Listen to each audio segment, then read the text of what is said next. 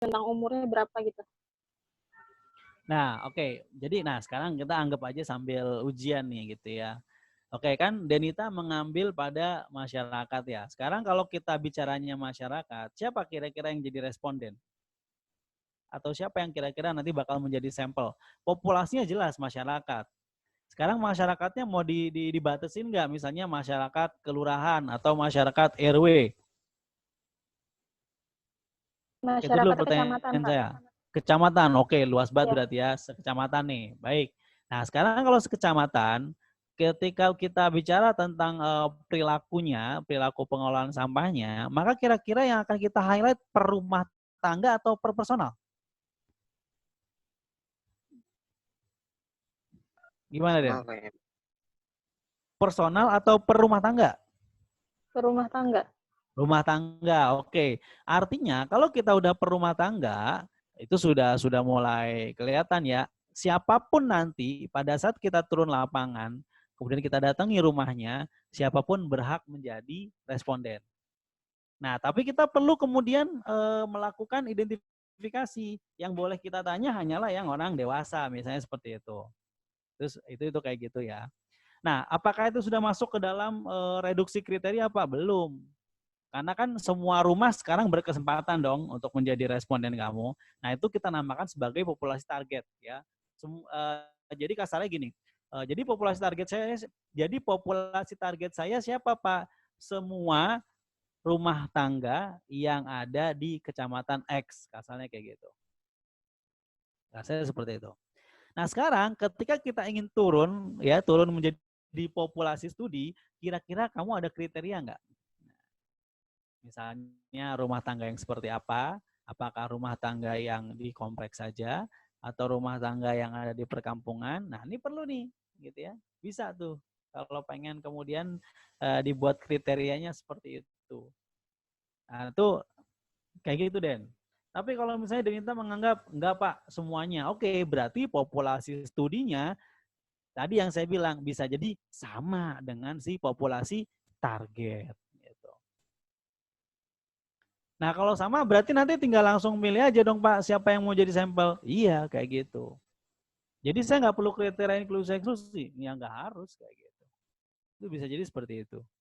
Kecuali kita emang bikin kriteria nih. Misalnya apa? Rumah tangga yang setiap hari jumlah sampahnya lebih dari sekian. Nah, itu udah masuk namanya kriteria, Den. Tapi gimana caranya kita tahu, Pak? Ya kita observasi aja gitu kan. Kita lihat nih di kecamatan X gitu kan, mana yang setiap hari kayaknya jumlah sampahnya lebih dari 2 ember misalnya kayak gitu. Nah, itu kan bisa aja seperti itu.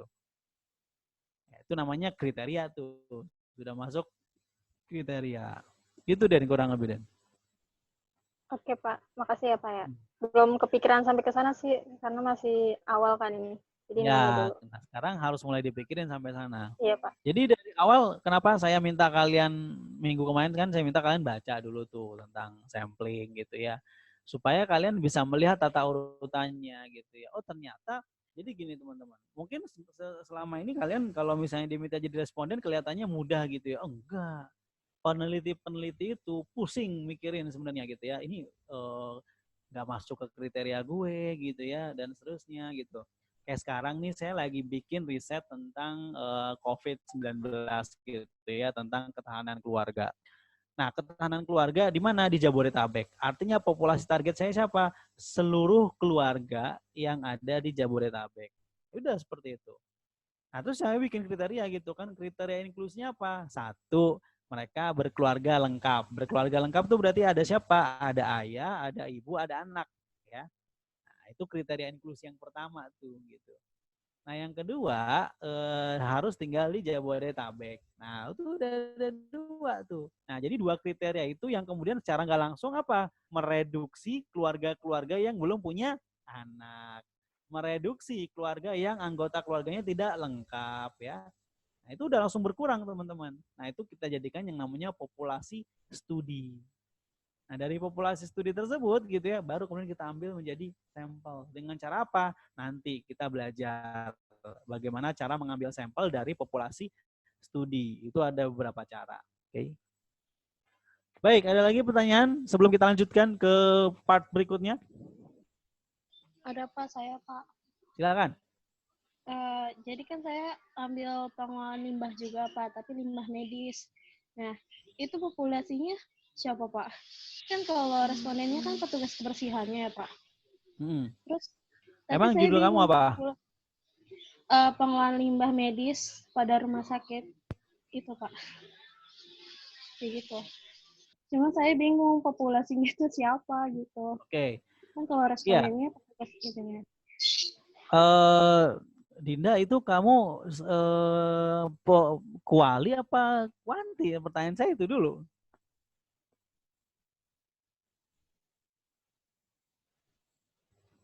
Kayaknya kuali deh Pak. Lah kan kita kuanti, Din. Kalau mau bahas kuali tahun depan sama Bu Misna. Enggak, kuanti Pak. Kalau kita mau Tapi jadi, saya nggak tahu ya, silakan deh. Ini saya justru baru ketemu sekarang lagi kamu nanya kayak gini. Prinsipnya pertama harus kuanti gitu. Yang namanya kita ada responden populasi itu udah pasti kuanti, teman-teman. Nggak mungkin nggak. Memang sih ada nggak sih Pak judul-judul yang kemudian populasinya bukan orang? Ada aja. Kenapa enggak gitu ya? Ada gitu.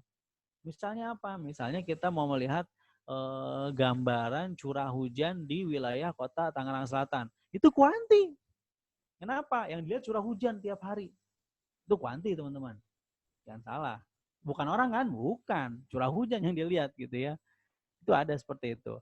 Nah, lain cerita kalau misalnya ternyata Dinda pengen melihat apa, misalnya gambaran jumlah, nah atau gambaran kuantitas limbah B3 di rumah sakit misalnya. Nah, itu bisa jadi kuanti gitu. Tapi kalau udah judulnya gambaran pengelolaan, it must be kualitatif. Itu pasti kuali. Kenapa? Karena kita ingin melihat apakah pengelolaan limbah di rumah sakit itu benar atau enggak. Kuali itu kayak begitu. Yang namanya kuali itu hasil outputnya apa? Benar atau tidak, sesuai atau tidak, dilakukan atau tidak, itu kuali, teman-teman. Ya, itu kuali. Nih jadi nyinggung-nyinggung kuali nih, yang suka kuali itulah permulaannya.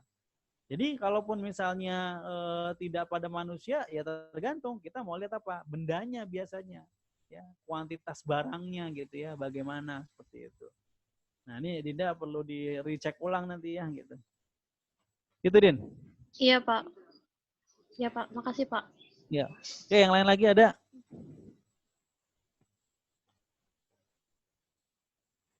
Oke, mungkin masih pada bingung ya, nggak apa-apa. Sekarang kita sambil lanjut dulu slide berikutnya. Nah, ini syarat populasi, teman-teman. Dia meliputi seluruh unit sampel. Sampel tidak dihitung 2 kali, batasnya jelas, up to date, dan dapat dilacak di lapangan. Jadi emang kita nggak bisa bohong gitu ya. Nah, itu kita harus bisa cek kebenarannya nanti. Mengapa sampling? Tadi sudah gitu ya. Berbagai teknik sana. Nanti kita akan bahas nih berikutnya, berbagai macam teknik sampling. Nah, bagaimana sebenarnya prosedur nanti kita pengambilan sampel? Yang pertama kita harus tentukan dulu tujuan studi kita gitu ya. Makanya kenapa ada tujuan di bab 1 gitu. Nah, itu penting untuk kita starting awal sebagai prosedur pengambilan sampel. Yang kedua, kita perlu tentukan populasi penelitian kita. Jadi siapa sih yang menjadi populasi penelitian kita? Nah, itu kita perlu tentukan, teman-teman. Misalnya kalian ada yang anak SD, ada yang pada ibu hamil, ada yang pada balita gitu ya. Itu adalah contoh-contoh populasi yang bisa kita pilih gitu.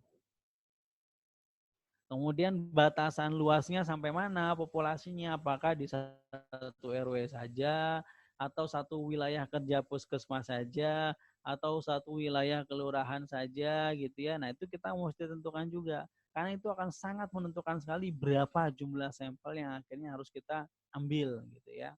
Nah setelah kita tentukan populasi dan unit-unitnya, kita akan tentukan besar sampel.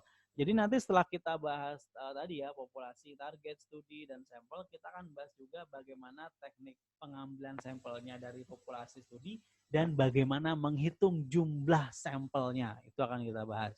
Ya, itu akan kita bahas.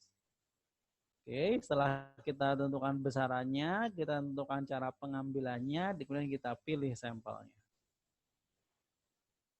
Nah, ini teman-teman. Jenis-jenis teknik sampling itu ada dua, ya. Ada teknik sampling yang sifatnya purposive atau sudah ada kriterianya, atau jenis-jenis teknik sampling probabilistik atau probabilitas, ya. Ada dua tipe. Yang pertama ada yang kita sebut sebagai sampel, kita sebut sebagai purposive sampling atau menentukan sampel dengan langsung mengukur pada kriteria. Nah, itu namanya purposive gitu. Jadi misalnya kriterianya kita ingin sampel yang memiliki riwayat diabetes mellitus. Nah, itu namanya sesuai gitu ya dengan purposive samplingnya, sesuai dengan kriteria kita gitu. Yang kedua, misalnya ada yang kita sebut sebagai kuota sampling atau sampel berjatah. Itu sampel di mana kita sudah mengalokasikan ya sekian banyak orang menjadi responden kita. Ya, yang kemudian tentu saja sudah dipisahkan dengan kriteria-kriteria tertentu. Nah, itu sampel kuota. Ada juga kita sebut sebagai sampel accidental atau accidental sampling atau convenience sampling. Ini merupakan sampling di mana kita turun lapangan, yang penting dapat ya secukupnya aja atau seada-adanya aja. Nah, itu namanya accidental. Jadi nggak mengukur berapa jumlahnya, tapi sedapatnya saja. Ya itu bisa kayak gitu. Nah, yang paling sering kemudian kita gunakan selain yang tadi sudah saya jelaskan, yang kedua yaitu apa? Kita akan ketemu dengan teknik sampling probability ya atau probabilistik. Ada apa aja di probabilistik? Mari kita bahas. Ada yang sifatnya random sampling, ada yang sifatnya stratifikasi sampling, ada cluster sampling, dan ada multi-stage sampling. Kita coba bahas satu persatu. Yang pertama yaitu random sampling. Random sampling itu terbagi menjadi dua. Ada yang simple random sampling, ada yang systematic random sampling ya. Ada yang simple random sampling, ada yang systematic random sampling. Kalau yang simple random sampling atau kita menyebutnya dalam istilah bahasa acak sederhana. Jadi misalnya gini, kita sudah punya jumlah sampel 100 gitu ya. Nah, 100 ini mau kita ambil dari populasi studi yang jumlahnya 1000 ya. Nah, bagaimana cara mengambil 100 dari 1000 ini? Itu kita menggunakan teori acak sederhana ya atau simple random sampling. Misalnya gimana? Ya udah, kalau kita punya list namanya kita pilih aja terserah kita. Itu kayak gitu. Contoh misalnya, saya ingin mengetahui bagaimana kualitas pengetahuan metrit kalian dari 60 orang yang hadir pada hari ini. Gimana caranya, Pak? Ya udah, saya random aja. Saya pilih sekian puluh orang gitu ya, 10, 20, 30 orang sebagai sampling saya dan saya bebas pilih. Nah, itu namanya simple random sampling gitu ya. Itu bisa seperti itu. Pak, kalau misalnya pakai komputer gitu, terus tiba-tiba dikocok oleh komputer yang keluar nama-namanya siapa aja, bisa nggak? Bisa. Itu juga namanya random sampling. Prinsipnya semua orang yang menjadi populasi studi itu berhak menjadi sampling. Sehingga mereka punya kesempatan yang sama sebenarnya kayak gitu. Yaitu untuk simple random sampling. Lantas bedanya apa Pak dengan yang systematic random sampling? Bedanya kalau yang sistematik ya, sistematik ini dia dibuat semacam pola pengambilan sampelnya. Jadi misalnya kalau ada 100 orang, dari 1000 orang, dia akan bikin angka kelipatan misalnya. Misal ya, ini misal doang ya. Misalnya kelipatan 7. Berarti 7, 14, 28, terus berapa tuh? 35, 42, 49. Nah, itu adalah angka-angka yang akan menjadi samplingnya dia. Oh, nomor absen 7 nih, siapa? Si X. Oh, nomor absen 14 nih, si Y. Nah, itu yang akan kemudian menjadi sampel. Nah, itu kita katakan sebagai sistematis gitu ya. Atau kemudian sistematik yang terencana gitu. Kalau misalnya kayak tadi Denita populasi studinya adalah rumah tangga, dia bisa aja bikin semacam urutan. Misalnya apa? Pokoknya saya pilih rumah nomor 1 dari ujung, kemudian dilengkap satu rumah, baru jadi sampel saya lagi. Nah itu bisa juga seperti itu. Ya intinya kalau untuk sistematik dibuat sistematis, rapih gitu ya. Itu namanya rancangan random sampling. Oke. Rancangan sampling, teknik pengambilan sampling berikutnya adalah rancangan stratifikasi. Selayaknya yang tadi dijelaskan di random sampling atau yang SRS kita menyebutnya. Nah, di stratifikasi juga sama gitu ya. Dia ada yang sifatnya stratifikasi sederhana, ada yang stratifikasi proporsional. Kalau yang stratifikasi ya itu namanya juga strata atau lapisan gitu ya. Maka kita akan memilih dulu stratanya. Nah, strata ini bisa dipilah berdasarkan apa misalnya teman-teman? Berdasarkan tingkat pendidikan. Jadi misalnya gini, kita ingin meneliti 1.000 orang wanita gitu ya di suatu provinsi gitu atau di suatu kecamatan gitu. Nah, kita kemudian ingin membaginya supaya mudah, kita stratifikasikan dulu.